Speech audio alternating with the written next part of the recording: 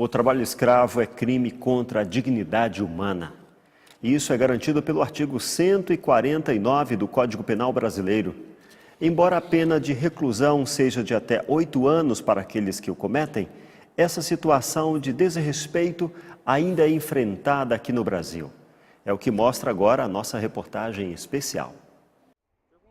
Em 2013, uma fiscalização do Ministério do Trabalho flagrou 111 operários em situação degradante no Aeroporto Internacional de Guarulhos, em São Paulo.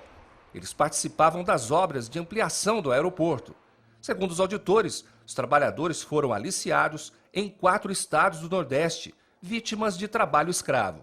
Felizmente, o trabalho escravo ainda é uma realidade brasileira e presente em todos os estados do país. Natália, coordenadora do programa Escravo Nem Pensar da ONG Repórter Brasil, criada há cerca de 15 anos.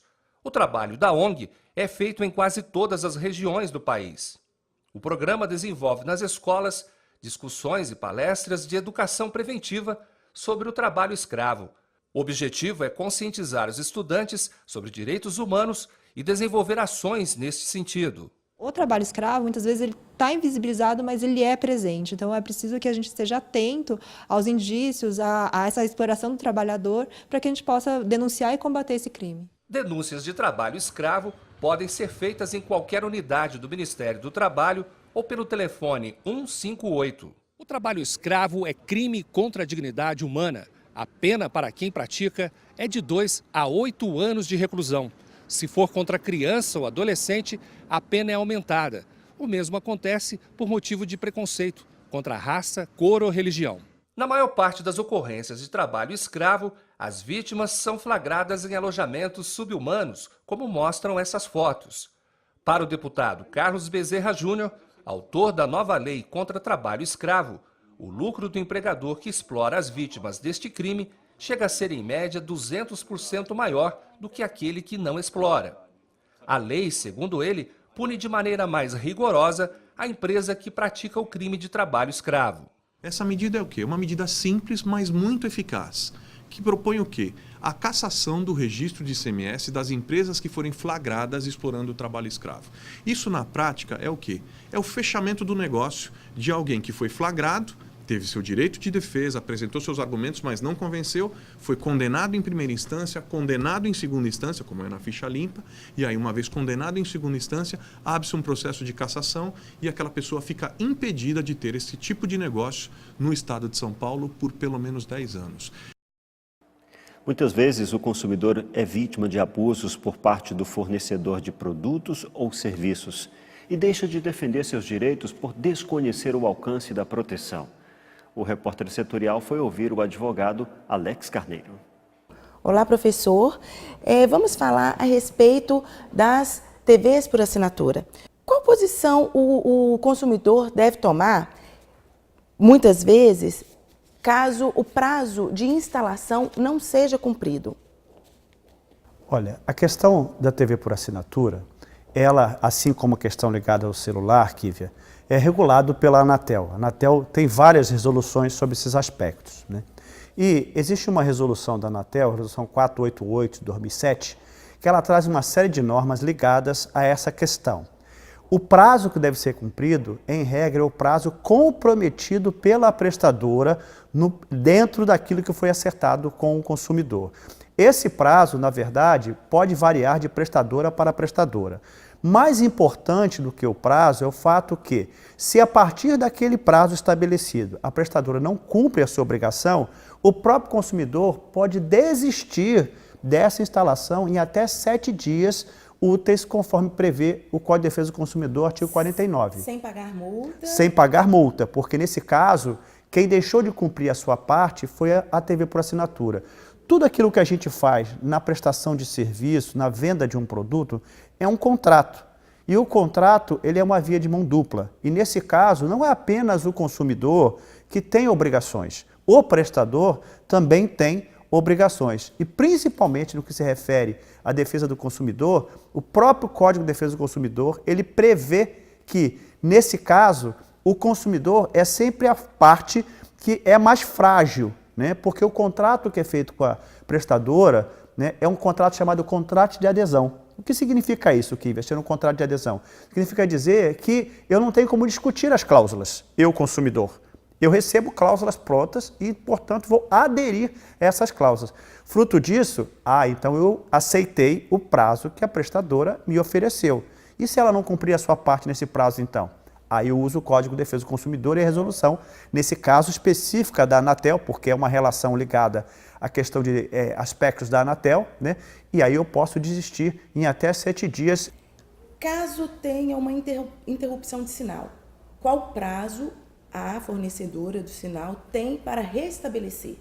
Então, a própria Anatel, ela, na própria resolução que eu comentei aqui agora, e essa resolução foi fruto de várias reclamações que surgiram, né, dos consumidores, principalmente na área de TV por assinatura, né, essa resolução ela estabelece que a prestação tem que ser estabelecida o mais rápido possível, né?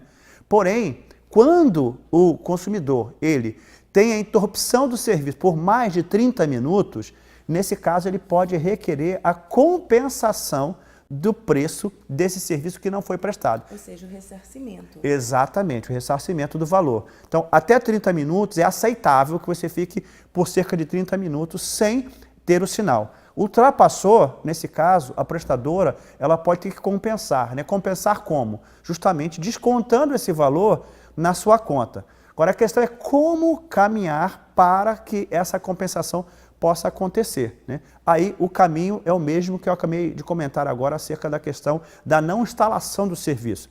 Eu tenho que entrar no saque, né, apresentar a minha reclamação, pedir um protocolo para que fique registrado o período, o prazo no qual eu não recebi esse serviço, né? É interessante, inclusive, que muitas vezes o consumidor ele não peça apenas o protocolo e anote. É interessante que ele pode, porque ele pode solicitar que aquele protocolo venha para ele no seu smartphone ou até mesmo por meio de SMS ou até mesmo via e-mail. Por quê? Para que ele tenha registrado, porque se eventualmente a fatura dele não trouxer esse ressarcimento, ele pode usar o protocolo para requerer que na próxima ainda venha o ressarcimento pelo serviço não prestado. Agora, a respeito de instalação de ponto extra. É justo, é correto a fornecedora cobrar uma taxa a mais para o ponto extra? Então, veja, é o que eu já comentei aqui sobre o contrato de adesão. Quando a gente fala de telefonia celular, quando a gente fala de TV por assinatura e outros tipos de serviços dessa natureza, você tem um contrato de adesão, você vai aderir às condições. De acordo com o contrato de adesão. Exatamente. Na página inicial, o produto está com preço, mas quando você finaliza a compra, o preço sofre algumas alterações, já está outro valor.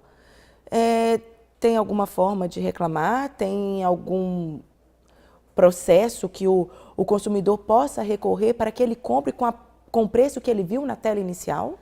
Olha, primeiro, a minha sugestão nesse caso é, se o site ele já age assim, significa que a conduta dele é uma conduta desleal. Então, minha primeira sugestão é o seguinte, é melhor que você não adquira por esse site. Por quê? Provavelmente você vai ter problema no que a gente chama no pós-venda, né? É o atendimento posterior. Esse é um caminho. Não, mas você realmente precisa daquele produto ou está interessado naquele produto. Minha sugestão é, abra uma outra janela, printe a tela da promoção, né? E, nesse caso, você pode, primeiro, entrar com um pedido para a própria empresa, porque se você printar a tela, você tem data, você tem tudo referente até ao horário no qual você acessou, né? Então você tem como reclamar requerendo o preço anunciado, porque o Código de Defesa do Consumidor, ele proíbe a propaganda enganosa ou proíbe o uso abusivo da publicidade da propaganda, né? Então esse é um caminho que, e aí você pode procurar o PROCON ou até o próprio serviço usando base de defesa do consumidor. Agora, como que eu vou provar?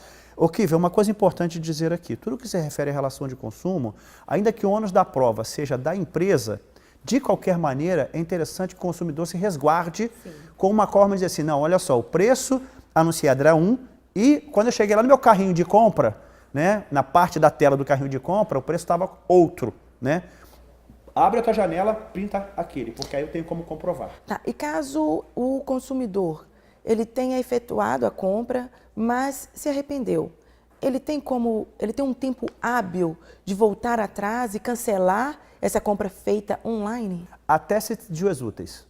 7 dias úteis? É o que se chama de prazo de experiência ou prazo de verificação do produto, né? Onde eu vou verificar, peraí, será que o produto realmente, porque eu estou comprando online, eu não estou pegando na mão, eu não estou sabendo. E aí existe aquela questão de, uma coisa é você olhar, né, virtualmente, outra coisa...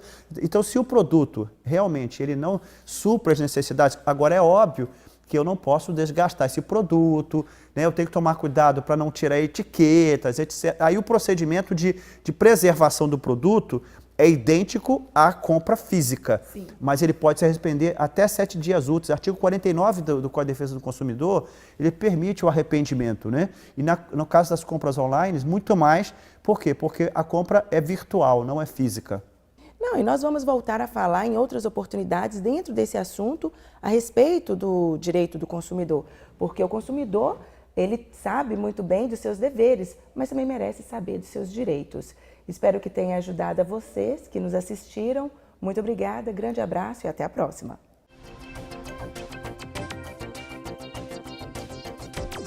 Consumo de água já está custando mais caro no bolso do consumidor. Poder Público promove Maio Amarelo. Divulgado novo boletim sobre a microencefalia e os casos sobre o Zika vírus. Estes são alguns dos destaques mais importantes desta edição. Você pode rever tudo em nosso portal, repórtersetorial.com. Acesse, compartilhe. Visite também nossa página no Facebook, Instagram e nosso canal no YouTube. Nós temos um encontro marcado de segunda a sexta ao meio-dia e aos sábados e domingos às 11 da noite. E lembre-se, a boa notícia é, quando Jesus voltar, todo olho verá.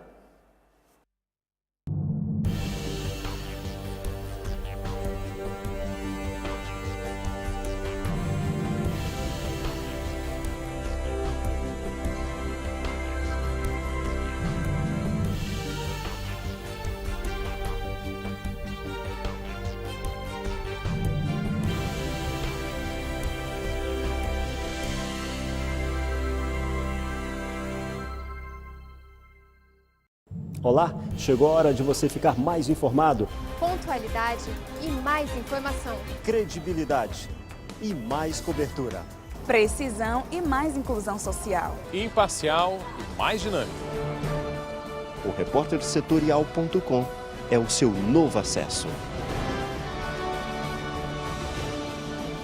É nossa terra no ar. Bem-vindo ao Repórter Setorial.